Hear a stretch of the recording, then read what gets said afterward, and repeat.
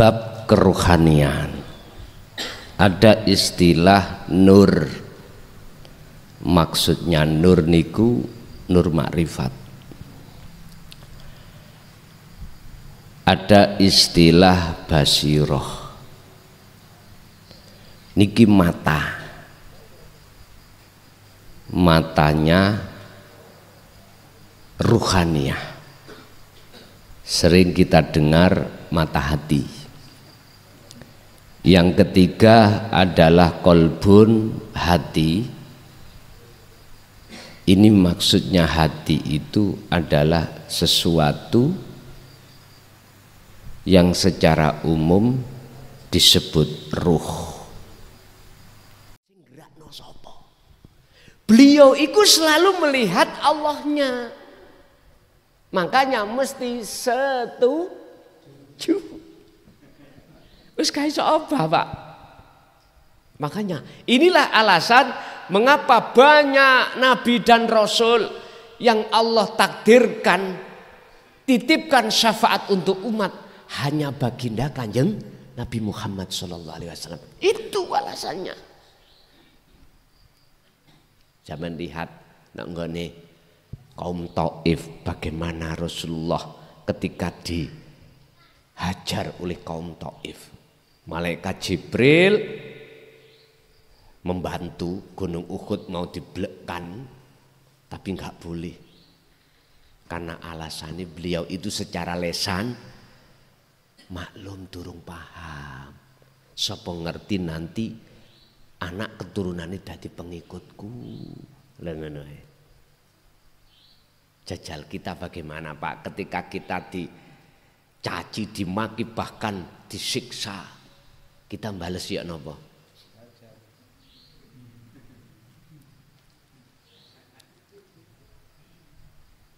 Allah ya Karim. Ya wis.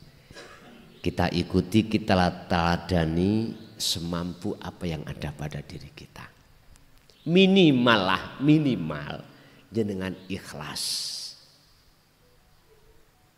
Dilarani wong ikhlas. Ikhlas tok mawon. Dijadikan orang yang miskin ikhlas. Dijadikan orang yang kaya juga ikhlas. Ikhlas aja lah. Wis jangan lainnya, ikhlas itu aja. Dicaci orang juga ikhlas. Gak dikei kopi yo ikhlas. Belajar ikhlas memang ngaji niki belajar ikhlas. Lunggi belajar ikhlas. Apapun di hadapan kita ikhlas. Tapi kita tidak bisa, Pak, merealisasikan ikhlas di tengah-tengah takdir Allah manakala kita dunia ini dalam hati kita belum diputuskan Allah. Al-a'malu suwarun qaimatun wa arwahuha wujudu siril ikhlas fiha ing dalam amal. Salat sampean, mohon maaf Ibu, semuanya umat. Salat yang kita lakukan sejak kecil akil balik, puasa, zakat, bahkan haji, baca Quran, baca kitab, ngaji ke sana kemari, udah nggak ada hentinya. Itu nggak ada manfaatnya di mata Allah. Jikalau amal itu tidak didasari dengan ikhlas, sebab amal iku qaimatun suwarun qaimatun, laksana seperti patung yang nggak ada ruhnya. Lah biar bermanfaat, patung iku dikasih roh, akmal iku dikasih roh. Lah roh akmal itu apa? Yaiku wujudu siril ikhlas fiha ing dalam akmal ikhlas. Lah sing dimaksud wujud rahasiane ikhlas itu yang bagaimana? Hati jenengan sudah tidak mengakui kalau kita yang melakukan. Berarti kembali dzikir sidratul muntaha. Tadi saya ngomong sirul asroto terus. Ya gak tabrakan Pak. Sekarang sudah muncul namanya dzikir Sidratul Muntaha. Wis. Lah nek langsung Sidratul Muntaha digegemimu ya. Mohon maaf. Gak oleh. Sidratul Muntaha itu hanya terjadi pada Isra Mi'raj Kanjeng Nabi. Itulah dzikir kesadaran mutlak kalau bukan kita makhluk yang melakukan. Itulah ikhlas. Baru inilah akmal iku migunani berguna. Datang jenengan kalih kula kembalinya, inilah amaliyah yang diterima oleh Allah di sini. Karena apa? Innama yataqabbalullahu minal muttaqin. Sesungguhnya ibadah amaliyah apapun hanya yang diterima oleh Allah adalah yang bersumber dari hati yang bertakwa. Hati yang takwa itu tidak lepas dari hakikat ikhlas tadi.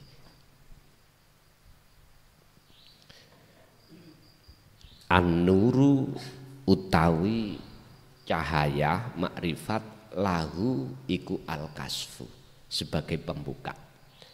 Wal basiratu laha al-hukmu, matane roh iku mengikuti hukum.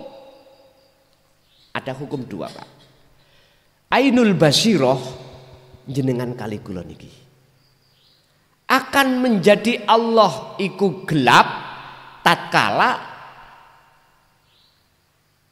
gaib makhluk itu masih nyata. Dan atau gini, kalau wujud selain Allah itu masih ada dalam hati kita, maka sampai kapanpun selamanya Allah akan jadi sir, jadi rahasia, jadi gaib bagi kita, jadi ainul basirah kita. Sebaliknya, kalau wujud selain Allah itu sudah tidak ada, Allah sudah memutus, berarti Anda sudah di alam akhirat, maka disitulah mata ini akan melihat wujudnya Allah. Basiroh ini. Jadi terang. Allah sudah tidak gaib, tidak sir. Allah itu hakul mubin. Benar, nyata, jengleh. Miturut basiroh jenengan. Hati hukum basiroh itu ada dua. Buta dan tidak, gelap dan terang. Mengapa terang? Al-Baqarah 257 jawab. Allahu waliyul ladina amanu yukhrijuhum minadz-dzulumati ilan nur. Kalau Allahnya sudah nyata dalam dirimu sebagai penolongmu, hanya Allahnya, maka itulah posisi basirohmu itu adalah terang. Allah akan membuang kegelapan, memindah Anda dari kegelapan menuju terang benderang. Tapi yang satu hukumnya basiroh. Walladzina kafaru auliya'uhumut taghut yukhrijunahum minan nuri ilal dzulumat. Jikalau selain Allah itu ada dalam hatimu yang disebut taghut, maka yukhrijunahum nyun sewu dunya wau jadi gelap, menjadikan sebab gelape atimu. Yukhrijunahum minan nuri ila dzulumat. Wal qalbu utawi ati utawa roh lahu iku al iqbalu wal idbaru. Ana nggon panggonan madhep, ana nggon panggonan mungkur. Artine Pak, ada waktu di saat jenengan harus madhep, ada waktu di saat Anda harus mungkur. Tahu mungkur nggih? Membelakangi itu. Ada waktu di saat jenengan iku madhep, artinya ketika jagate ruh itu sudah menyala lampunya, maka ini tempat madhep.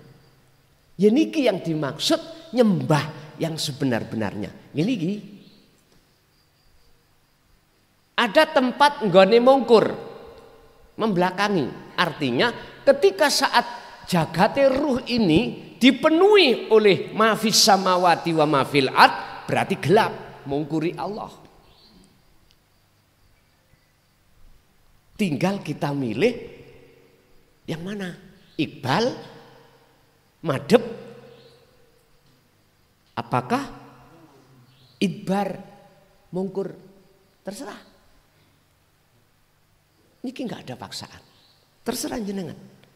Pilih tempat yang terang atau gelap, itu terserah panjenengan masing-masing. Konteks daripada ilmu ini tidak memaksa. Jenengan bercinta dengan Allah atau bercinta pada selain Allah, terserah jenengan. Tapi semuanya ada konsekuensinya masing-masing.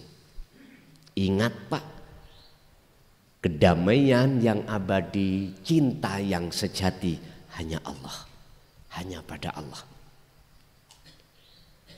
Boleh kita bercinta pada dunia sebatas dohir, karena itu akan kita tinggalkan.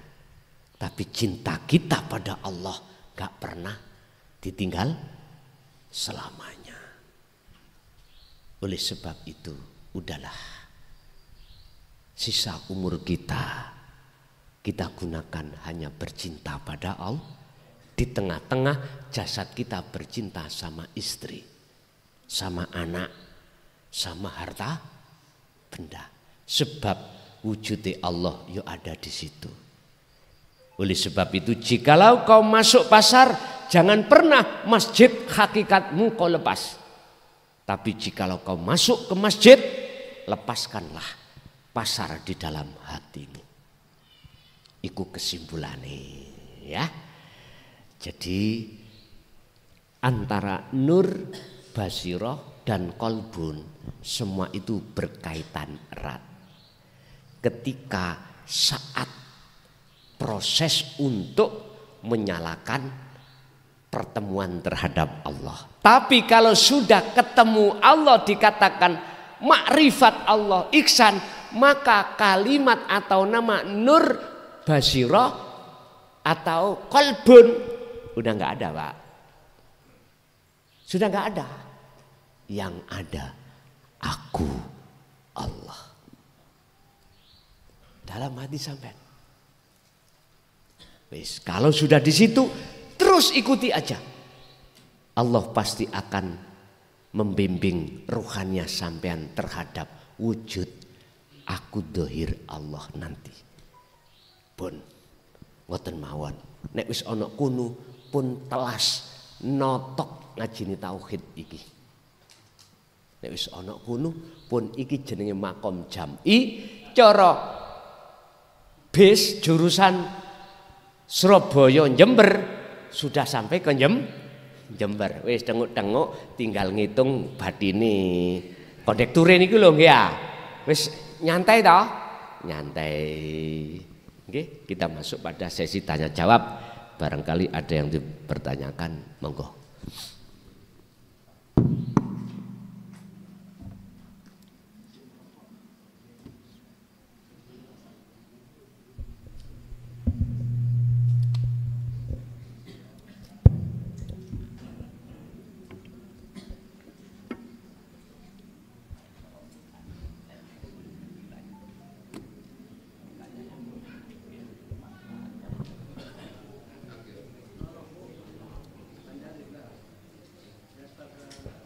Para Bapak Ibu hadirin hadirat dalam poros derek sedaya ingkang dihadiri hormatan, adicara penyampaian materi sampun kita ikuti, salajengipun sesi tanya jawab.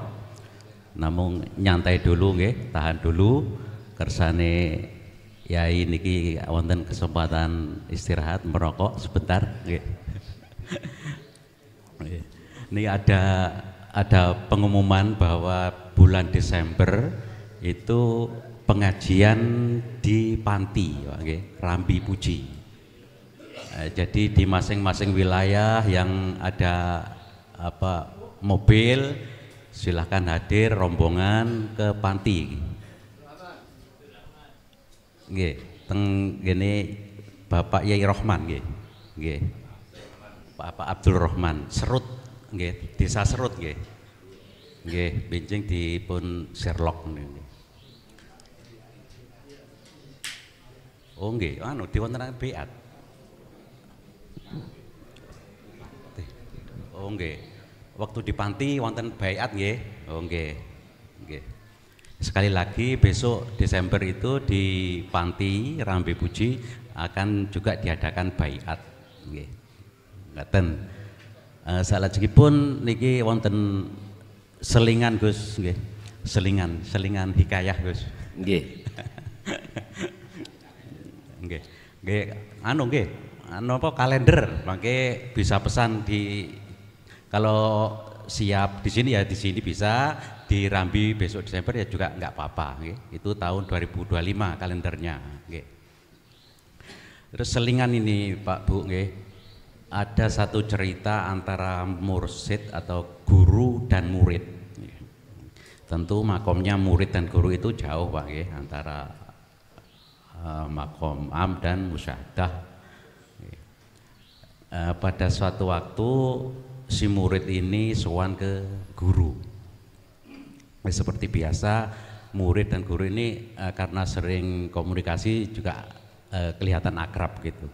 Suatu malam ngobrol macam-macam obrolannya, terus mengerucut ke bab tauhid. Kemudian di tengah-tengah obrolan itu si murid kaget dan bertanya, cara Jawane ngeten, lho Mbah, kalau gitu kula nyolong jeruk di sawah niku lek angsal no Mbah, ngoten nggih. Tanya si murid ngoten. Lajeng guru niku menjawab sambil tersenyum, oleh pokok gak enek uang, ngoten. Nah ngoten terus iki. Lah si murid niku nggih pegel to nggih. Batine si murid nyolong kok oleh kelek gak enek uang. Jawaban opo iki? Kok geding aku ngoten. Kan gitu Pak, karena makomnya itu masih di syariat Pak nggih. Jadi nyolong itu nggih tetap saja haram atau berdosa gitu. Itu dikejar Pak, ganti hari, ganti bulan, ganti tahun, tidak mau menjelaskan. Kok oleh lho alasannya apa? Pokok gane uang jaring gitu. Mboten purun menjelaskan. Sampai 3 tahun atau 4 tahun itu sang guru wafat. Akhirnya tidak menemukan jawaban berpuluh-puluh tahun, sampai kurang lebih 20 tahun.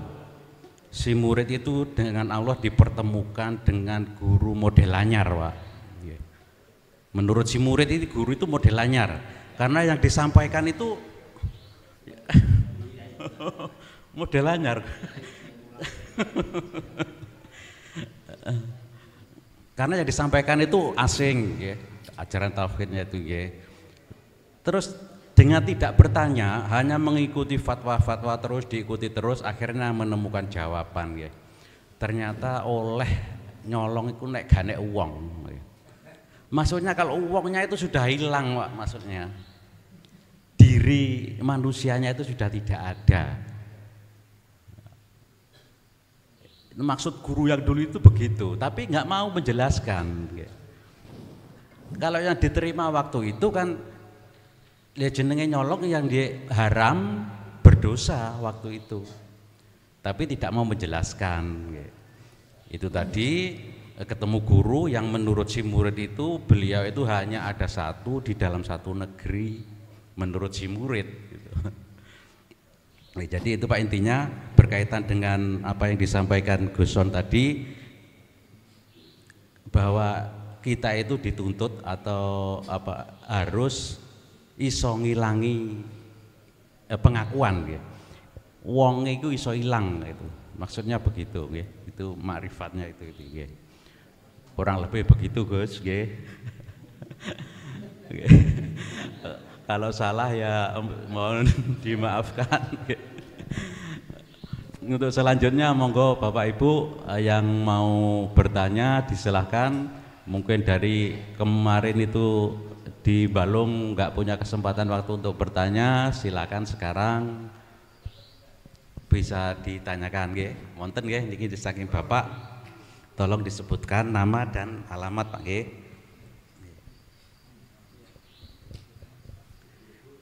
Bismillahirrahmanirrahim. Assalamualaikum warahmatullahi wabarakatuh. Waalaikumsalam. Dumateng Al-Mukarram Kyai Muhlason Rosid ingkang sampun dimulyakan kalian Allah. Kula badhe ngobrol kalih tanglet. Basi cilikno. Nggih. Basi cilikno titik. Iku. Kula waktu niku tasih kentel ten syariat terus munggah ten torekot nggih. Termasuk amalan-amalan hisib-hisib niku kok sering dipethuki barang aneh-aneh ngoten lho Gus. Dadi iso-iso niku napa niku sing darani alam mukasyafah. Ngoten Gus. Terus aneh kula malih ngaten. Yo seneng niki. Kula mulai belajar teng Sirul Asror kurang lebih nggih setahun mriki. Wis belajar ngamalaken terus jenengan niku ilang ngono keakuan diri. Apa sih isine donya ilang ngono. Tapi kula kok sering waktu kerja niku pas ngelampahi Sirul Asror kok sering ilang Gus. Tapi ilangnya kula mek kur perasaan tapi alam iku sanes teng alam donya ngoten niku. Dadi maksudnya ya napa Gus? Ngoten niku. Terus nomor kalih kok malah jarang mimpi kula niku. Saking kepengin mimpi kula kok beleng mboten saged mimpi. Maksudnya ya napa? Nggih. Matur nuwun. Assalamualaikum warahmatullahi wabarakatuh. Waalaikumsalam warahmatullahi wabarakatuh. Tentang tahapan kita di syariat sesuai dengan proses manusia itu untuk mencapai makrifat, ya memang harus berthariqah, harus. Cuman thariqahnya ini yang dimaksud thariqah yang mana? Boten pun disebut. Thariqah iku apa sih? Jalan. Syariati kendaraan kita sepeda. Tujuannya ke Gumuk Mas Assalam. Hakikate adalah tujuan. Kalau sudah sampai di sini maka nyatani tujuan disebut makrifat. Udah di sini. Tapi ketika kita bicara proses, syariat perlu, kendaraan perlu. Akhirnya anak-anak kita pondokkan untuk belajar ilmu syariah supaya punya akhlak ijtimaiyah secara jasmani, membagusi hablum minan nas. Ini lah thariqahe kita jalannya lewat mana terserah. Jangan ke Assalam boleh lewat timur, boleh lewat barat, boleh lewat utara ataupun lewat selatan. Ada yang aneh, tidak lewat jalan semestinya umumi, lewat atas, nyeblok, majedubun.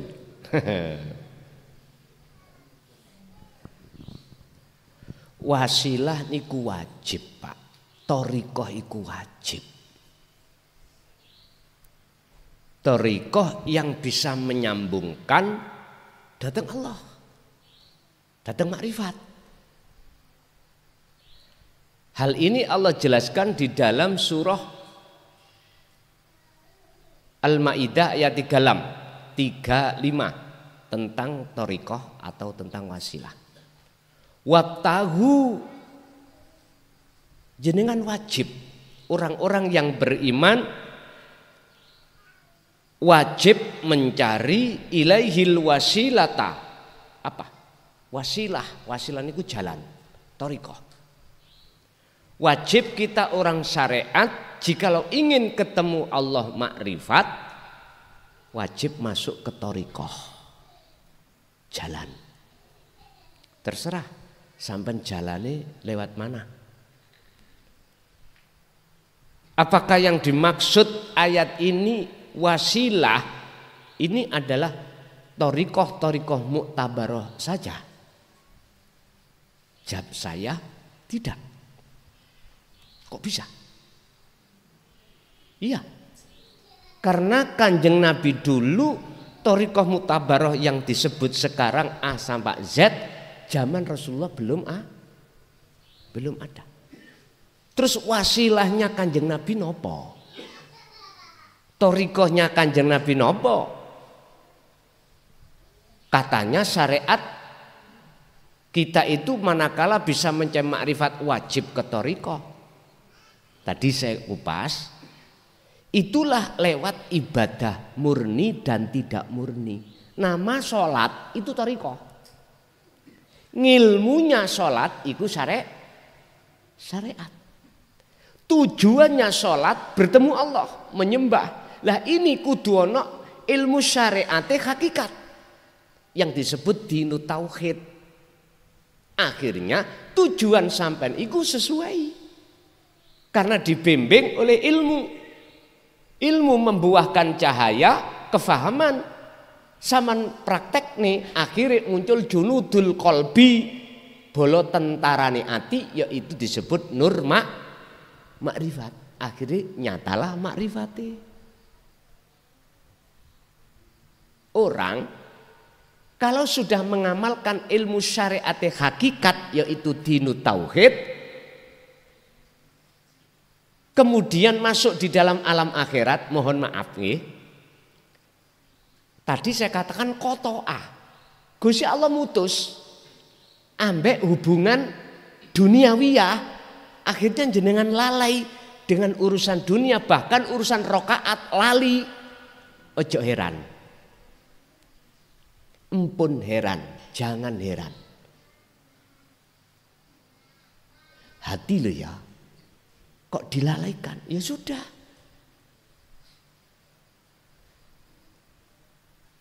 Di situ Allah katakan wabtahu ilaihil wasilah. Carilah ilaihi untuk menuju datang Allah al wasilata, yaitu jalan. Wajahidu fisabilillah. Setelah bertemu jalan itu, maka kamu harus zuhud, harus kholwat, harus berzikir, kesadaran tadi.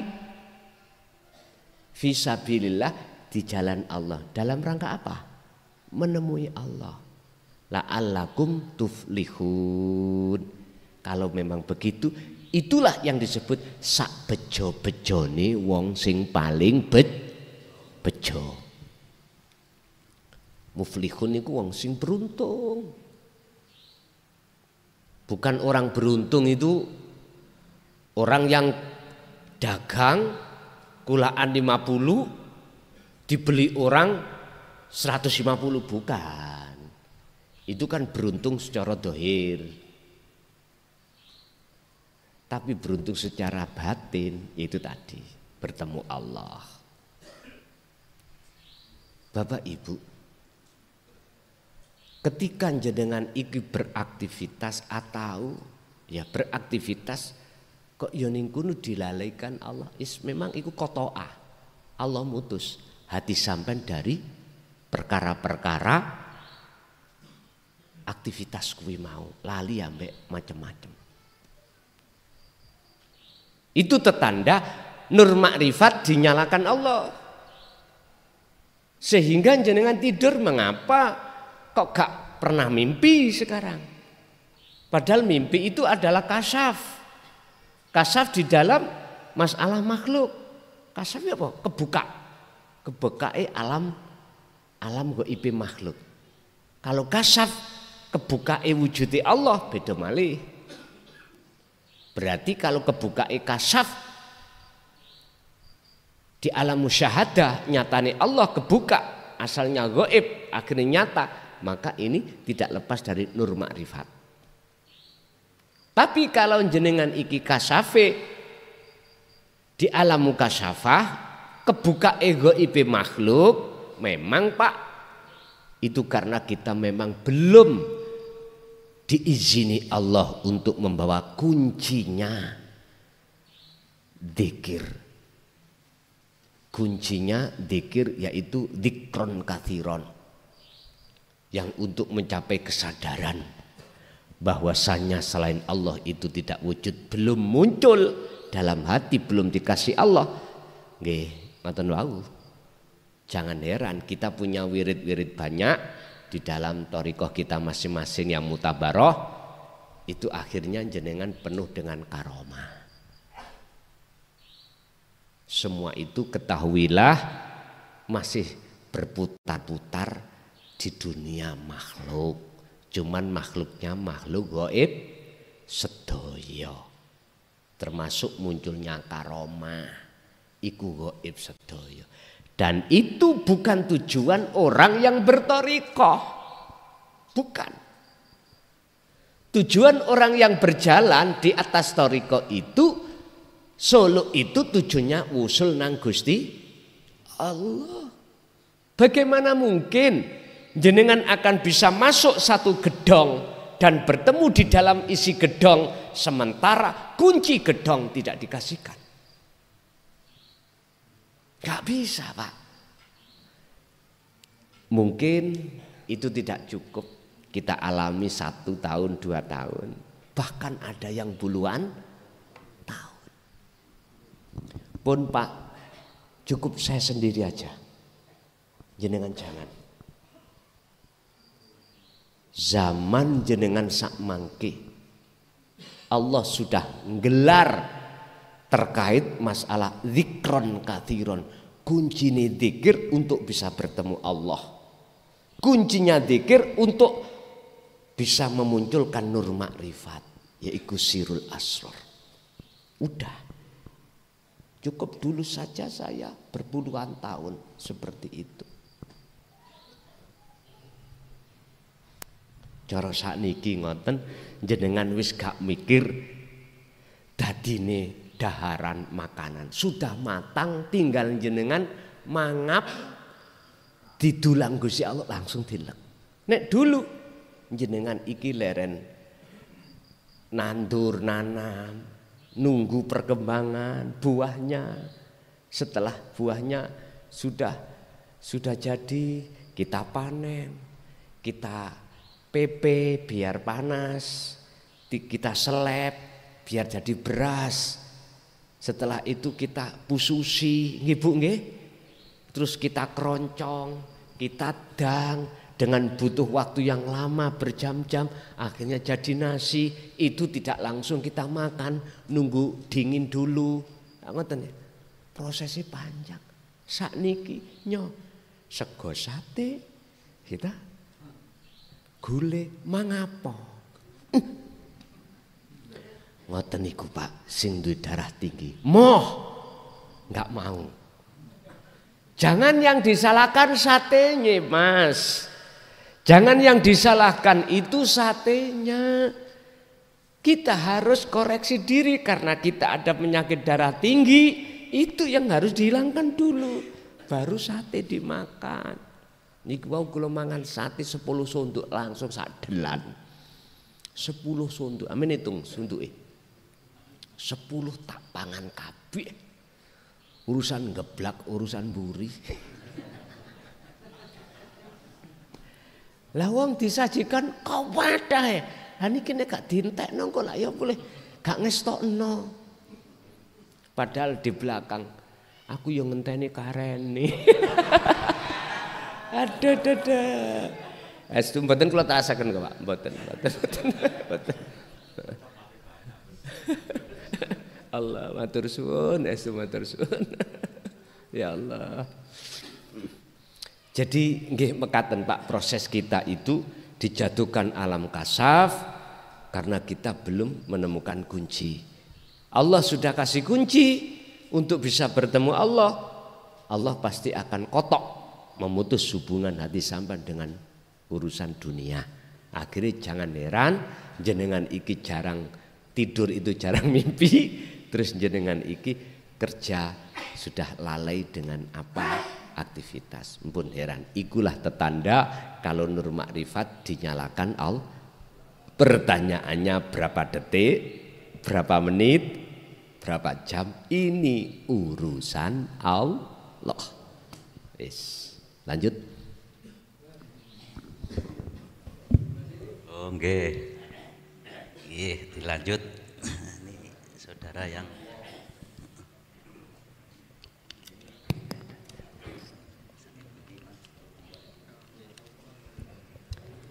Assalamualaikum warahmatullahi wabarakatuh.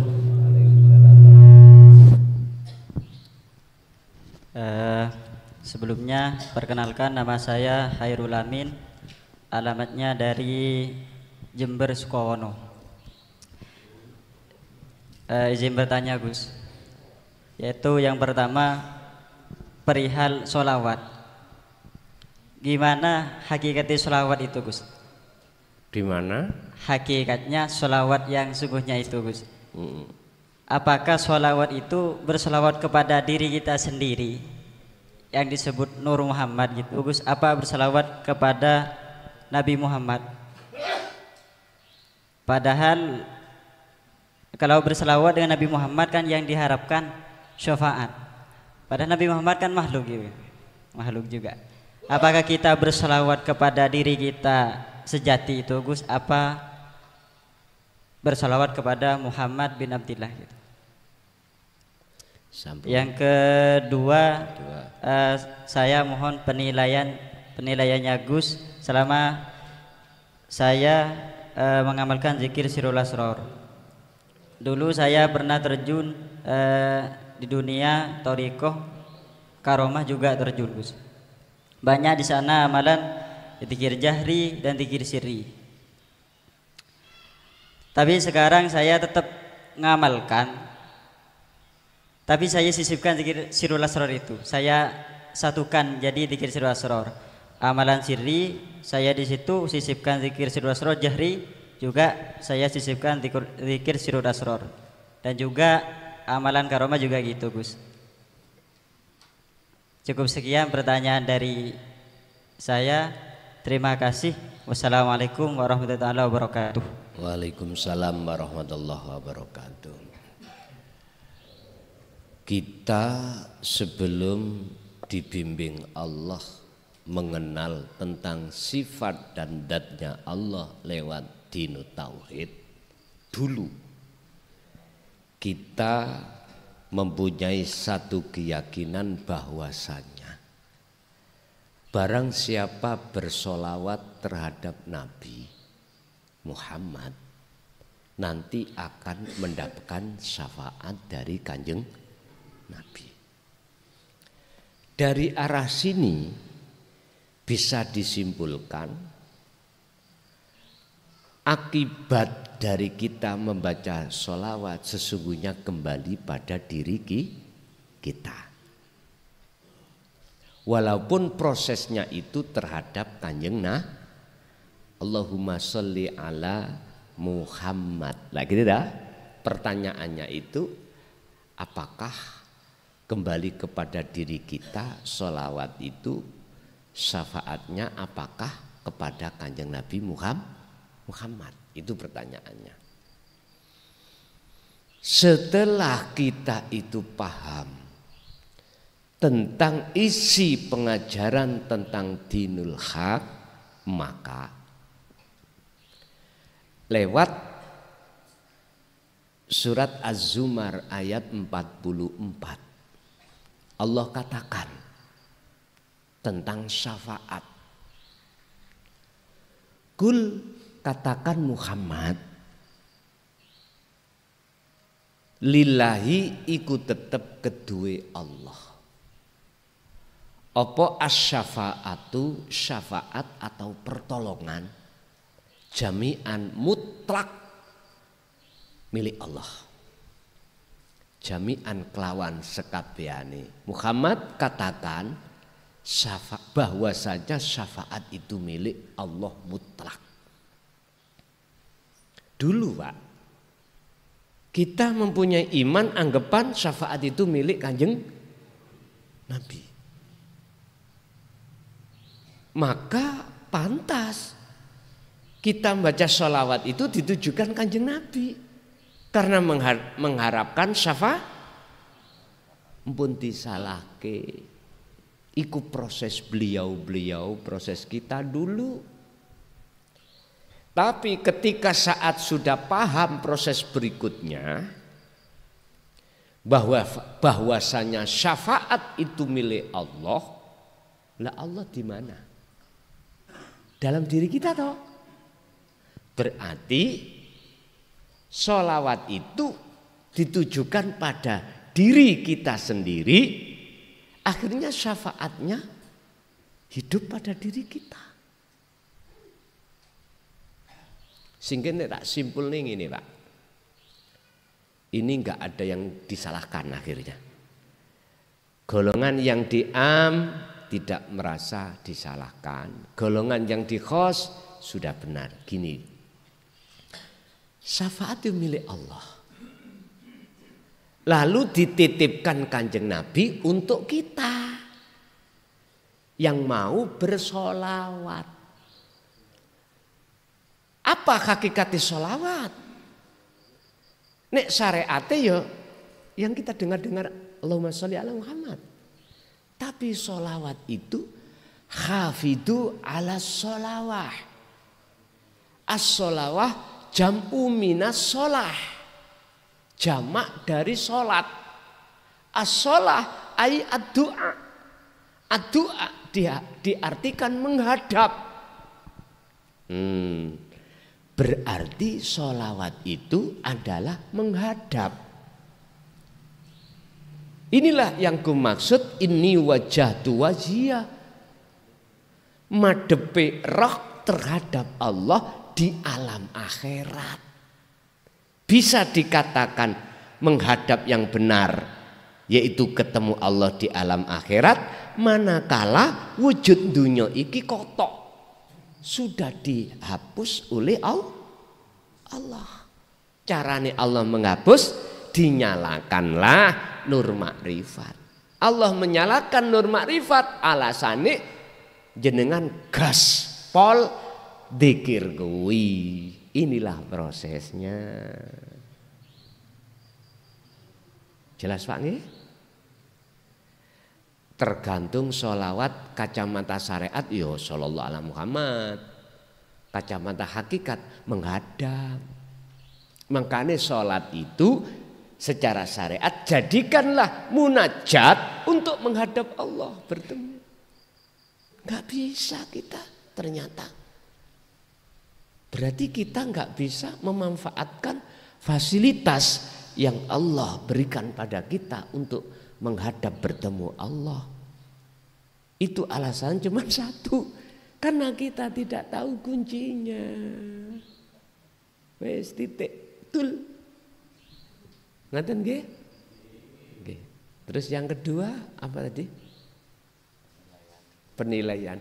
Kula mboten ahli nilai, Pak. Sing ahli nilai ku mung Allah. Estu kula mboten ahli nilai. Cuman ngeten. Tondo-tondo. Nur makrifat wis menyala atau belum? Kula saya kasih tondo tok mawon. Estu kula mboten, bukan berarti saya nggak berani salah saya menilai orang lain. Estu. Nggih mohon maaf. Makanya saya katakan saya bukan ahli menilai. Sing ahli menilai cuman Allah. Ngeten mawon. Kalau kasih gambar. Amal arif la yarawna li anfusihim syai'an. Tondo-tondo nur makrifat iku menyala. Dinyalakan Allah walaupun 110, tidak 22 0. Misal gitu. Nek 110 kan rodok mendrip Pak ya. Nanti kalau sudah 220 seperti ini, wah mak bior. Ngeten. Pertama,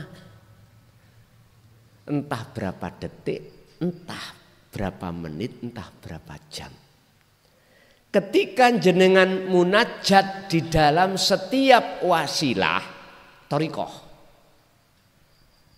kok ya ning ati sampean sudah enggak ada rasa jenengan yang melakukan, justru bal yusyahid annal fa'ila huwallah ta'ala, justru dalam hati jenengan iku muncul rasa, yang muncul itu adalah hidup keakuannya Allah, maka itu tanda lampunya sudah menyala. Urusan berapa detik pertemuan itu urusannya Allah, yang tahu Allah sendiri dan dirimu. Sedina suwengi, satu hari satu malam, kalau kita hitung jam 24, itu Allah bagi dua waktu. Pertama, waktu kita itu menghadapi jasad repot urusan dunia. Ada waktu yang kedua, jasad tidak repot urusan dunia. Kata Allah, tak tunggu awakmu tobatmu he hambaku, bendino tiap hari, tak kasih waktu 24 jam untuk bertemu aku, tak enteni. Kamu makan tak tunggu, dengan bentuk aku menunggu, kau tak layani. Tak gerakkan tanganmu untuk bisa ngambil nasi, tak gerakkan lidahmu untuk merasakan, gigimu untuk menghaluskan makanan, tak gerakkan tenggorokanmu bisa menelan, tak gerakkan perutmu, lambungmu bisa memproses makanan itu. Akhirnya ada yang jadi protein, jadi kotoran. Saya di situ. Tapi wahai manusia, wal asri, saya bersumpah demi waktu yang sudah aku berikan. Innal insana sak temene akeh menungso iku lafi khusrin, ing dalam kerugian yang besar, karena tak tunggu-tunggu enggak datang. Aku gak cukup. Satu hari kau tak tunggu, besok tak tunggu. Kamu tidur tak tidurkan, kamu bangun tak bangunkan, kamu melihat tak perlihatkan, kamu mendengar suara tak dengarkan. Berbagai lewat sudut manapun kulakukan kata Allah, tapi kuisri oleh minggat gak bali.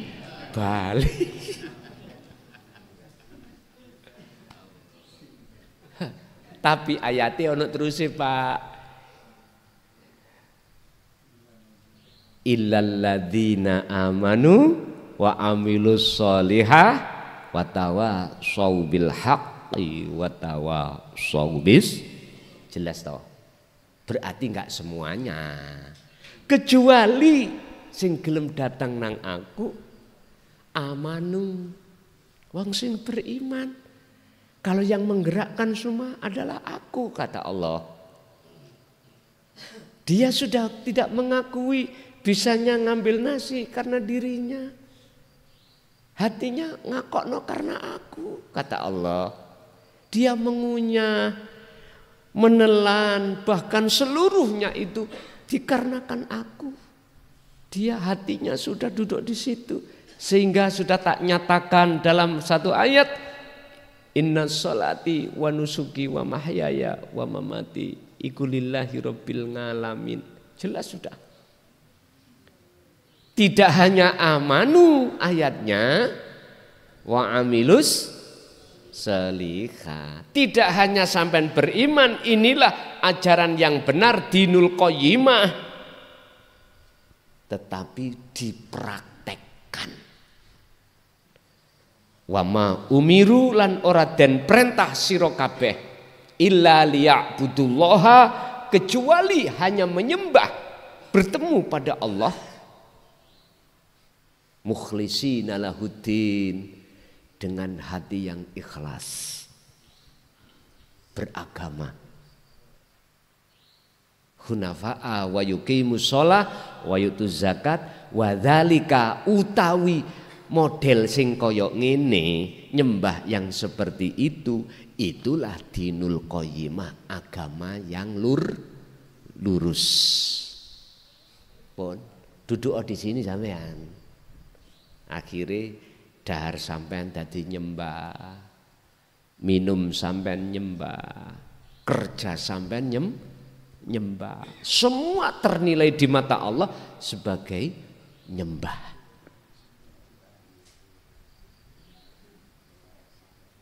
Jadi penilaian itu, mohon maaf, saya bukan ahli menilai, Pak ya. Sing menilai Allah dalam diri panjenengan piyambak. Ingat, saya hanya menyampaikan tanda-tanda kalau seseorang sudah bertemu Allah, itu seperti itu. Jikalau kita dimasukkan Allah golongan mahfud, kalau lali, kalau kalau sadar, kalau enggak sadar. Kecuali sudah dimasukkan di golongan maksum, sudah. Tapi ingat, jangan khawatir. Lali jenengan ketika di golongan mahfud itu bukan satu kesalahan. Bukan. Itulah proses kesempurnaan untuk menuju makom jam'i tadi. Makom maksum, makom bako.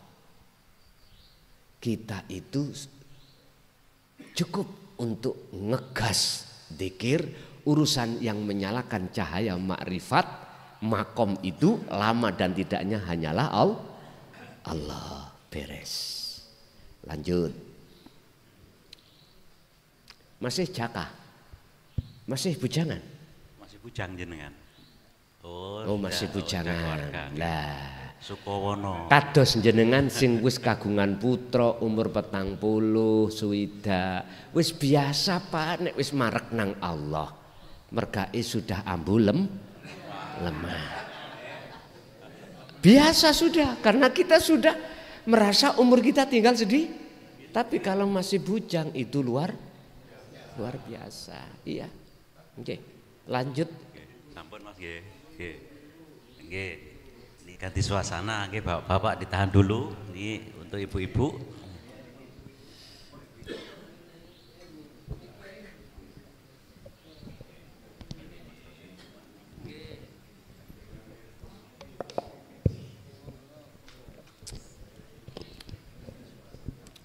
Assalamualaikum warahmatullahi wabarakatuh. Waalaikumsalam warahmatullahi wabarakatuh. Badhe tanglet Gus. Ngantos dumugi pundi tanggung jawab tiyang sepuh kalih yogane menurut ilmu hakikat niki. Terus kalih nopo salah tiyang sepuh niki yen boten maringi pelajaran ilmu kados niki. Sampun matur nuwun. Wassalamualaikum warahmatullahi wabarakatuh. Waalaikumsalam warahmatullahi wabarakatuh. Orang buta berjalan, si A. Di tengah jalan, dia pasti tidak akan tahu mana jalan, mana got. Betul Pak G? Oke. Ketika jenengan yang tidak buta berkewajiban untuk memberitahu alias menuntun. Ketika jenengan ajukan untuk memberikan tahu atau menuntun, itu ada dua penemu. Ada kalanya yang buta nggak mau dituntun, ada kalanya mau dituntun.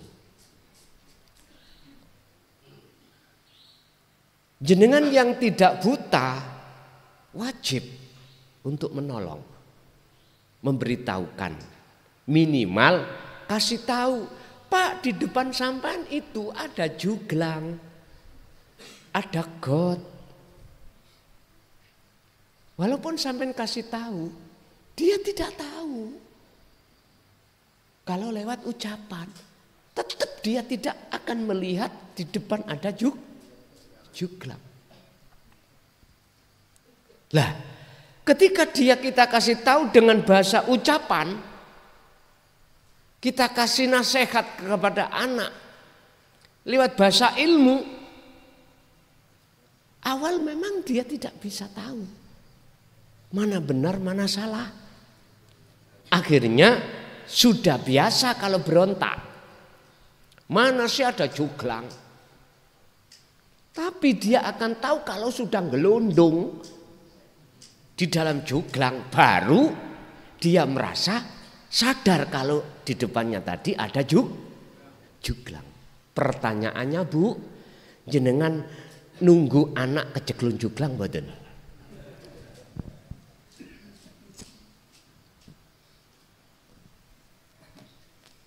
Jangan Bu. Terus caranya bagaimana? Ya harus sampean saut tangane. Terus akhirnya sampean tuntun lewat jalan yang benar. Walaupun dia belum tahu. Karena namanya buta, Pak. Anak wajib bagi orang tua untuk memberikan tahu jalan yang benar. Ku anfusakum wa ahlikum naro. Wajib. Tapi kadang-kadang orang yang kita tuntun ada yang nggak percaya, Pak. Kalau dia nggak percaya, padahal sudah sampai tuntun, terus gimana lagi? Itulah batas hukum jenengan. Wong jenengan tidak hanya tidak percaya, malah jenengan dihina, malah jenengan dicaci maki karena dia merasa benar berjalan walaupun tidak tahu jalan. Itulah batas jenengan iki untuk tidak menuntun, karena sudah dikasih tahu baik lewat ucapan, bahkan dituntun, dia pun berot, bahkan sampai digepuk pentungi. Kira-kira sampai yuk napa? Anak kita kasih tahu dengan nasihat bil lisan, tidak kena. Jenengan paksa, bahasane paksa dituntun tadi, sampai baleni melih, ulangi lagi. Nek cara bahasa syariat gini, kalau anak itu sudah waktunya wajib sholat, wajib kamu itu untuk mengingatkan. Diingatkan pertama enggak mau, kedua enggak mau dipukul. Tapi mukulnya harus pada anggota yang tidak membahayakan. Buat untuk pelajaran. Tes. Enggak. Dipukul sampai bongkotan peringdasi. Ya bukan mendidik itu, Pak. Membunuh niku. Mendidik niku ngapokno. Biar disiplin. Entah itu sampai jiwit telapakane kaki. Nek cara kula biyen, Pak, jenengan zaman jenengan abah, bapak sampean kali kula, orang tua. Gepuk ini gak entek ledeh, gak mari. Dulu lho nggih. Estu wong kula pernah diantem linggis gara-gara tidak mau jamaah asar dan khususiyah dikarenakan kula asyik main karambol. Pulang diantem linggis, Pak, masalah. Kok bongkok biyen yo gak ono ceritane ono kene. Umpama, tapi Gusti Allah wis ngatur piyambak niku. Lah dulu dan sekarang beda, Pak, orang tua. Jadi batas jenengan, Bu, sebagai orang tua tidak hanya cukup satu kali untuk menuntun anak kita. Lah batasnya kapan? Nyun sewu, orang yang terdekat bagi kita pertama adalah anak. Sehingga nggak ada istilah mantan anak. Kasih sayang orang tua pada anak sepanjang masa, laksana matahari menyinari bumi tanpa minta balasan. Matahari, orang tua tanpa minta balasan apapun, kasih sayangnya itu. Nggih nyun sewu, ning perut 9 bulan lebih. Habis itu melahirkan sakit, kita TTI, kita rambut ngompol dan sebagainya.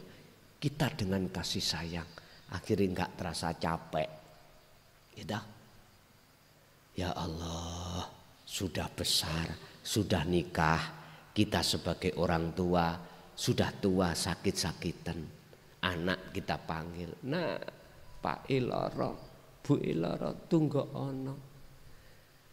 Nggak bisa jalan, beol ya di atas kasur, gitu. Kencing ya di atas kasur. Nguniku anak blenger. Akhirnya jalan sisi-sisi melayu nang wong pinter. Pak Yai, tolong bapak kula niki nek umpama wis wayahe ndang sampean jalukno nang budal. Nek pancen kasih saras ndang mari. Lah ngoten to anak niku. Allah. Enggak cocok ambek waktu pengorbanan orang tua kita, Pak. Mengapa demikian? Ikulah hukum alam. Hukum alam. Nyun sewu, itu pembelajaran pada kita sebetulnya. Banyak di antara kita yang menyembah tapi mungkur. Wis jelas. Dulu ada kalimah wong tuwa loro minangka pangeran katon. Mengapa kasih sayang kita pada orang tua tidak seperti orang tua pada kita? Itu menunjukkan bahwasanya kita mengatakan nyembah tapi asine ati mungkur sangka Allah. Wa minan nasi mayyaqulu amanna billah wa bil yaumil akhir wa ma hum bimu. Banyak lesan mengatakan menyembah pada Allah tapi ati menyembah pada dunia. Ya ini. Ibu, itu yang pertama tadi menurut kula gak ono batese. Karena anak tetap kita ingatkan. Nek kalau sampai takok batas ucapan, nggih. Terakhir kita mengingatkan bidu'a dengan bahasa ndonga. Wis daripada gegeran terus, anakku ya tak kandhani ya malah wani, wis hanya dengan berdoa. Itu terakhir, Bu. Bon, itu pertama. Yang kedua, apa tadi pertanyaannya? Cukup. Sampun. Nggih. Nggih, Ibu yang lain mungkin. Terima kasih. Assalamualaikum warahmatullahi wabarakatuh. Perkenalkan, nama saya Lia Hestiana dari Bumi Tegal Besar, Jember. Ada yang ingin saya tanyakan, apa yang dimaksud dengan syahadat Allah dan syahadat Muhammad? Dan yang kedua, kita menganut Islam, kita mengimani Allah.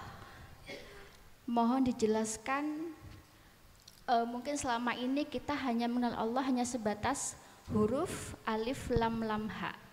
Mohon dijelaskan. Dan yang ketiga, apakah hakikatnya sholat subuh kenapa 2 rakaat, sholat duhur kenapa 4 rakaat, sholat asar kenapa semuanya yang 17 rakaat itu. Terima kasih. Assalamualaikum warahmatullahi wabarakatuh. Waalaikumsalam warahmatullahi.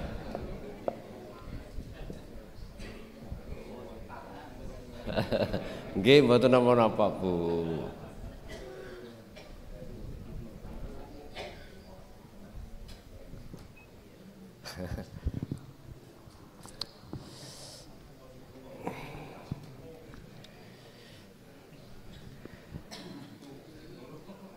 Di dalam tubuh agama Islam, kesempurnaannya itu ada di tahap 4, mulai dari syariat, thariqat, hakikat, makrifat.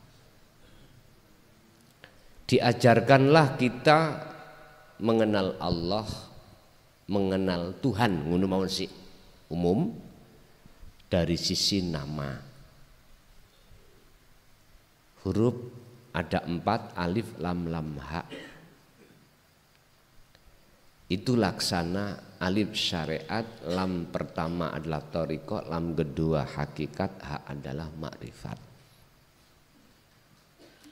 Tauhid la ilaha illallah, la ilaha illa huwa, la ilaha illa anta, la ilaha illa ana. Itu yang kita dididik tentang ilmu. Tapi maksud daripada Allah itu di dalam Islam yang mana? Kanjeng Nabi disuruh dawuh terhadap kita sebagai umat. Ilahukum ilahu wahid. Itulah Tuhanmu, Tuhan yang Maha Esa. Bahasa simpel saya, ya urip yang ada dalam dan di luar dirimu. Itulah yang harus kita sembah.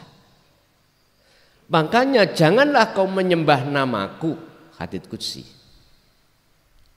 Sifat datku tapi sembahlah aku. Artinya jenengan wajib sampai ke la ilaha illa ana. Sebab kalau sudah sampai ke ana, itulah nyatanya wujud dohir Allah. Dengan begitu maka jenengan akan tahu wujud nyatanya ana siapa secara dohir. Bapak Ibu, ono sing bantah, ikulah ilmu gathuk. Allah, alif kita hilangkan berarti lillah.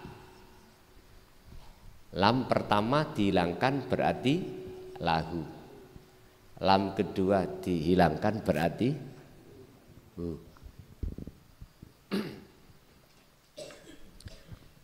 Proses jenengan dikatakan sampai di sini. Sepeda syariate sampean parkir. Thariqahe mau wis sampean lewati. Hakikatnya tujuan sampean ke sini, sudah sampai di sini. Terus di sini sampean nyapo? Dikatakan nyapo? Ya sing ngene iki. Apa ya? Lucu. Nek dipikir iku lucu Gusti Allah iku. Nanti tujuannya kemana? Pulang.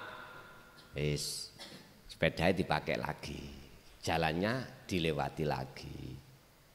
Hakikatnya tujuannya pulang, sudah sampai di rumahnya apa? Sing penting jenengan kali kula sak mangke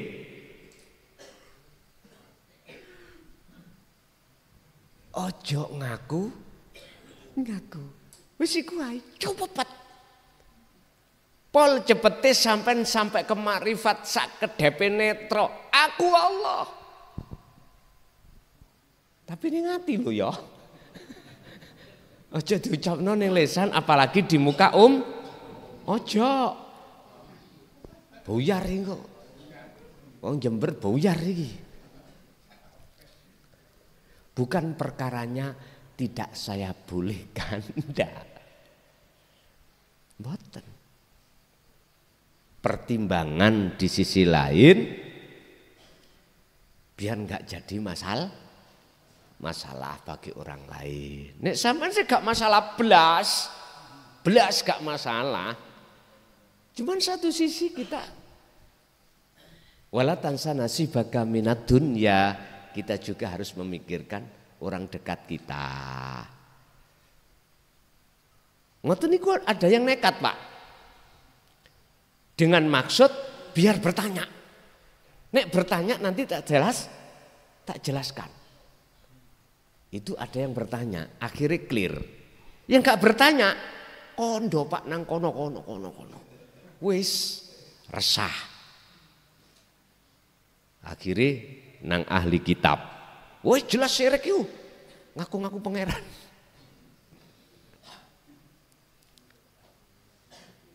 Nyun sewu Bu. Islam itu lewat kitab Al-Quran. Indah banget dan sempurna. Sampai mencari bab masalah mewah dunya ning kono eneng. Sampai bab masalah pingin mewah akhirat di situ ada. Lengkap pokoknya. Ya ayyuhalladzina amanu dkhulu fisilmi kafah. Kalau kau ingin betul-betul sukses dunia dan akhiratmu, masuklah dalam agama Islam dengan sempurna. Wala tattabi'u khutuwatis syaiton.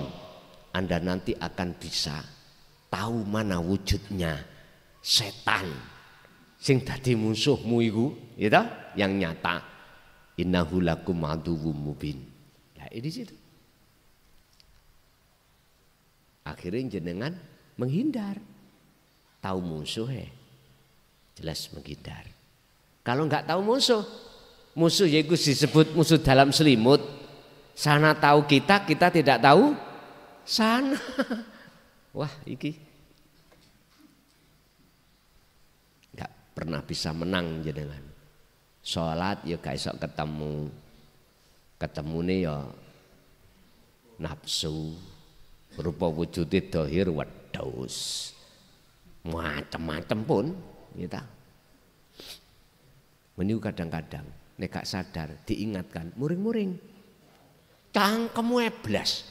Aku ketok salat Allahu Akbar kok jarene nyembah wedhus. Lah niki wonten sejarah.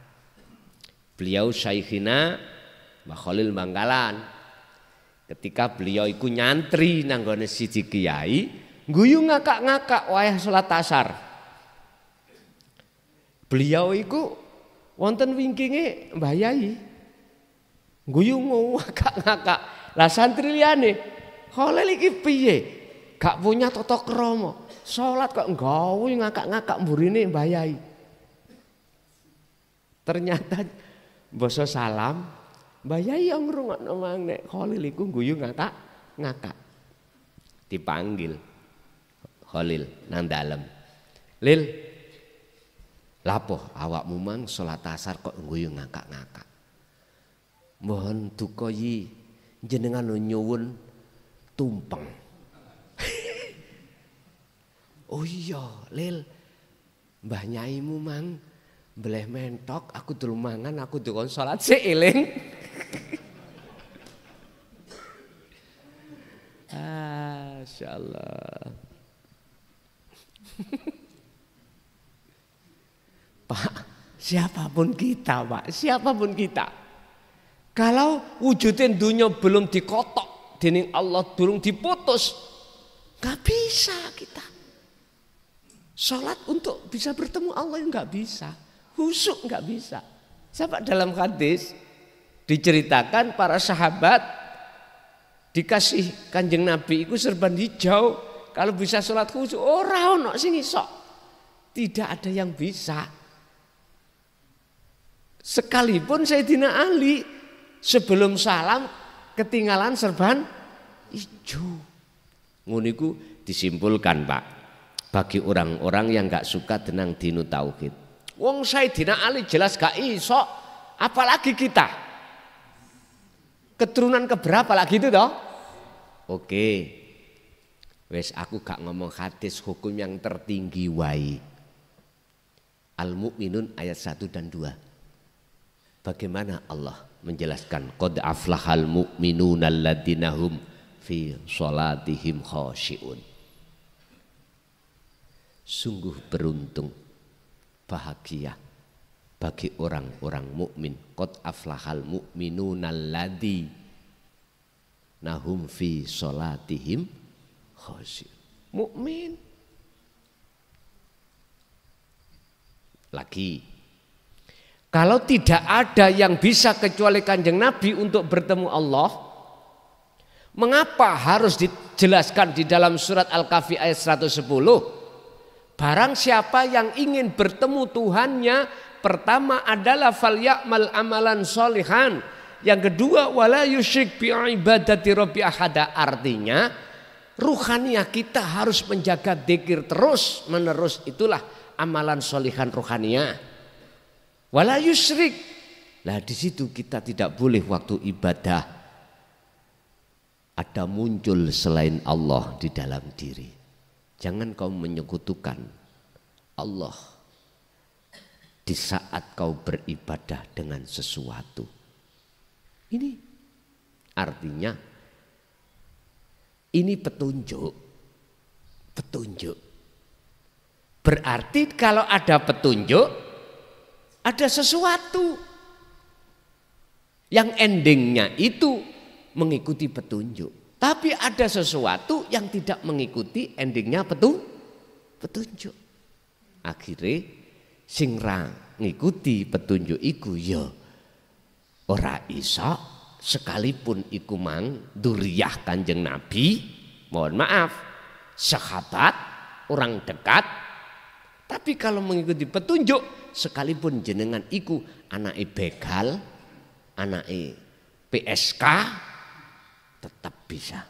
Karena di dalam Al-Quran tidak menyebutkan sama sekali tentang masalah kekasih. Dalam surat Yunus ayat 62-63 yang disebut aulia itu kekasih. Kalau di dalam surat Ali Imran 31 adalah Habib. Yuhbibkumullah, itu kekasih, nggak menyinggung masalah duriyah, keturunan, enggak. Hanya mengatakan alladzina amanu wattaqau, mereka yang beriman dan bertakwa. Tapi dalam surat Ali Imran juga gak menyinggung orang dekat beliau, sahabat, tidak menyinggung duriyah, enggak. Tapi siapa? Kul in kuntum tuhibbunallaha, bagi mereka yang ingin bercinta pada Allah dengan benar, ikuti bagaimana cara Rasulullah bercinta pada Allah. Jikalau betul-betul kau mengikuti apa yang telah kulakukan, yuhbibkumullah, Allah akan menjadikan kau sebagai kekasihnya. Wa yaghfir lakum dzunubakum, kesalahanmu mulai sejak kecil, syirik khafi, syirik jali, jasmani kita adalah molimo, wa yaghfir lakum dzunubakum. Jelas toh? Makanya jangan pesimis. Jenengan sekalipun iku dadi PSK, dadi gigolo. Tahu gigolo? Tahu gigolo ya? Jangan pesimis.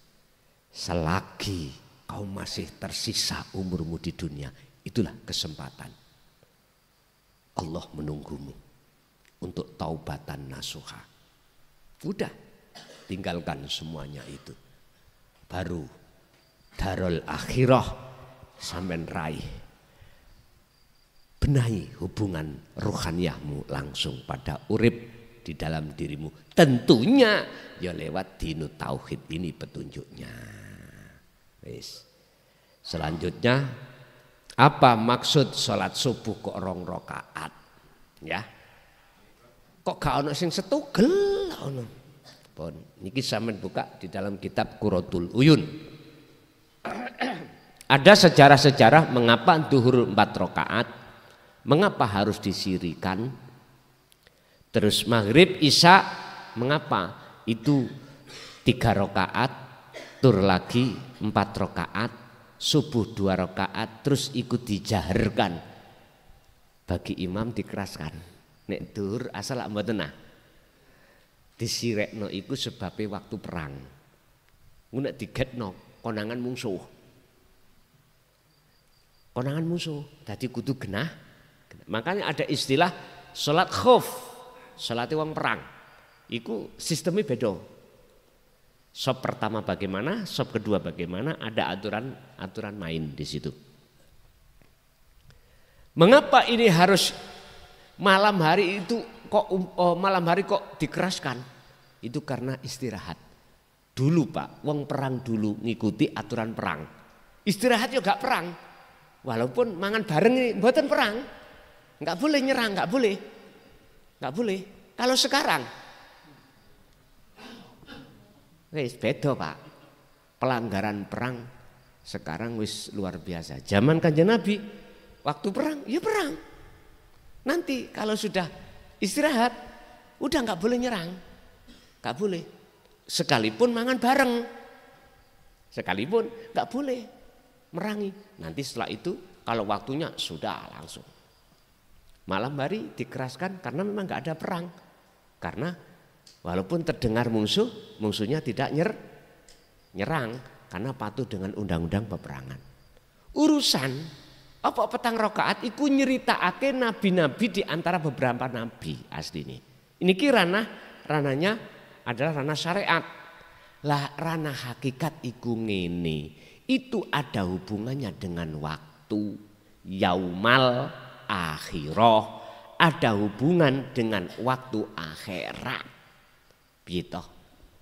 Kula mboten mudeng kok ada hubungan waktu akhirat. Duhur asar papat berarti sondok suwe. Maghrib rodok sedikit. Naik lagi isya papat rodok banyak. Subuh sedikit. Itu ada hubungan dengan yaum. Hakikate lho ya. Yaum iku waktu. Nyun sewu. Jenengan nek dalu turu tangi subuh iku aras-arasen apa piye? Dikasih waktu Allah gak maksa. Supaya lama bertemu Allah ndak, karena ngantuk-ngantuk wong. Enak-enak tur. Dikei rong waktu artinya Pak nyun sewu. Sekalipun waktu ciut jenengan kali kula dituntut untuk selalu bertemu Allah, apalagi waktu luas, waktu jembar. Tapi fakta di lapangan kebalikannya. Akhirnya Allah bersumpah, akeh wong sing rugi besar karena waktu demi waktu dia gunakan tidak untuk bertemu aku, tapi malah bertemu selain aku. Tapi kecuali ilal ladina amanu wa amilus solihah wa tawasau bil haq wa tawasau bil sabr. Jenengan selalu saling mengingatkan dalam kebenaran.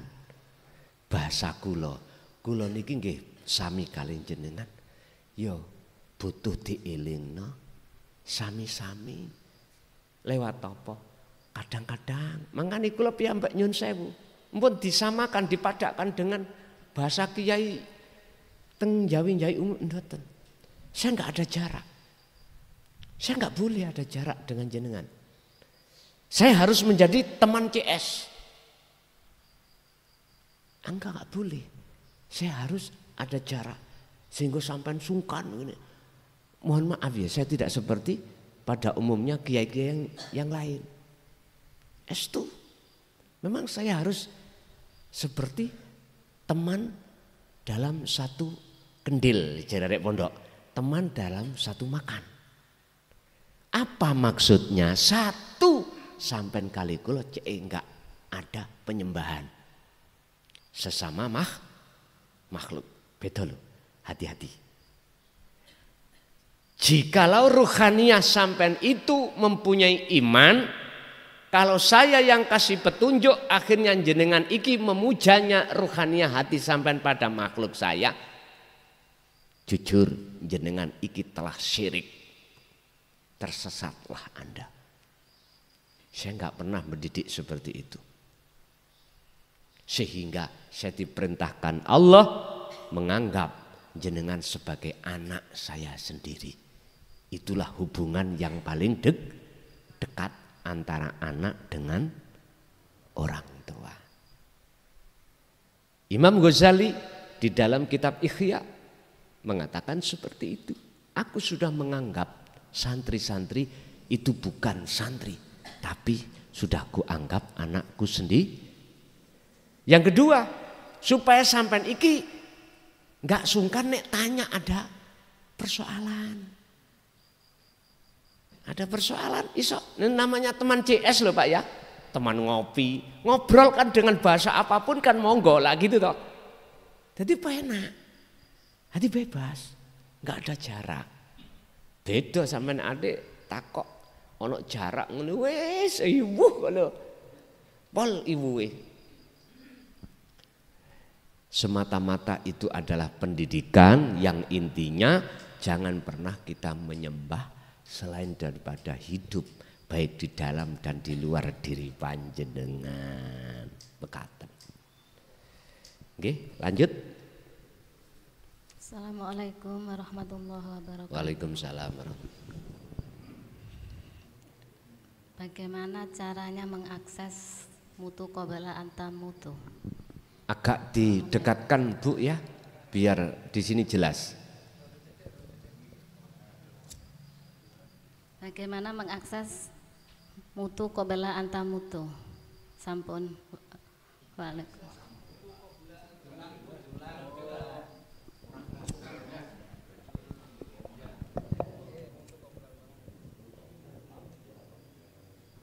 Mutu qoblal maut niku. Oh, nggih pun. Antamutu.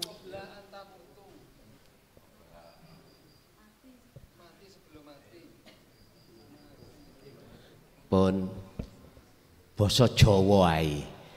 Matilah sadurunge kuwe mati. Pun niki tiyang Jawa sedaya nggih ya. Wonten tiyang Arab. Nah, wonten enten.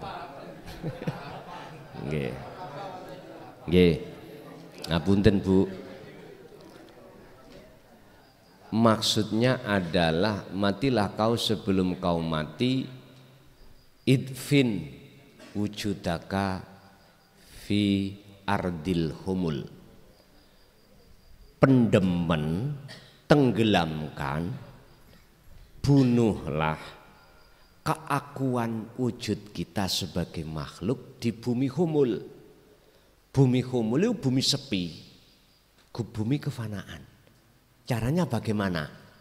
Jenengan kudu terus ngegaspol dikir sirul pun cekai wonten mriku pun. Gaspol dikir untuk kesadaran penuh kalau kita makhluk itu tidak wujud. Kalau kita makhluk itu tidak bisa apa-apa, yang apa-apa ya Allah wujudi urip dalam diri Anda. Niku carane mateni keakuan diri.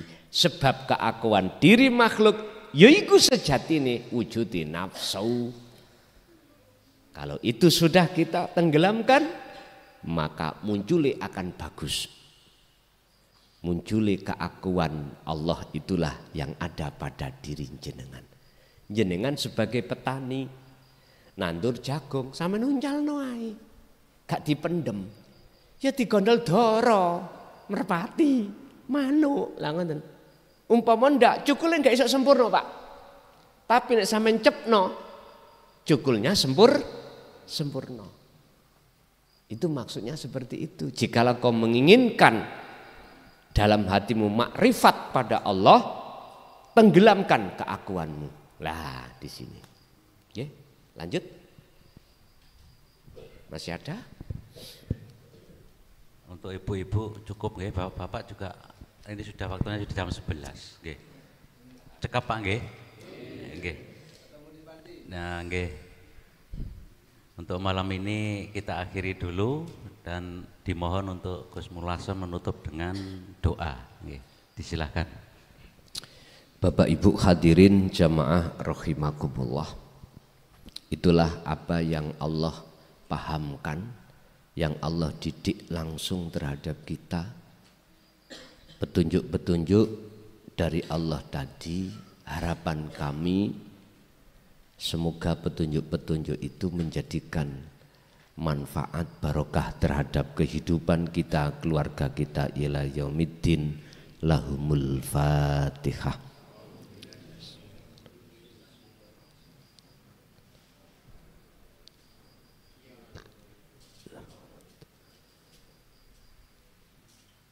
Awal sampai akhir, jikalau ada kalimat yang kurang berkenan, saya atas nama pribadi Mukhlason mohon maaf lahir dan batin. Akhirul kalam. Assalamualaikum warahmatullahi wabarakatuh.